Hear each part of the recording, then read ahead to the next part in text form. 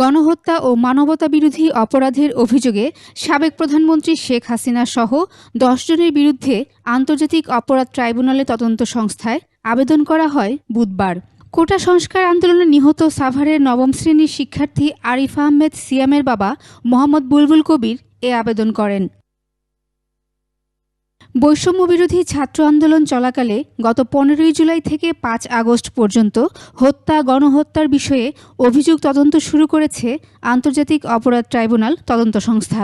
৭ দিনের মধ্যে তদন্তের অগ্রগতি প্রতিবেদন অভিযোগকারীদের জানানো হবে। তদন্ত কর্মকর্তা এই মামলার দায়িত্বভার গ্রহণ করেই তদন্ত কার্যক্রম শুরু করে দিয়েছেন।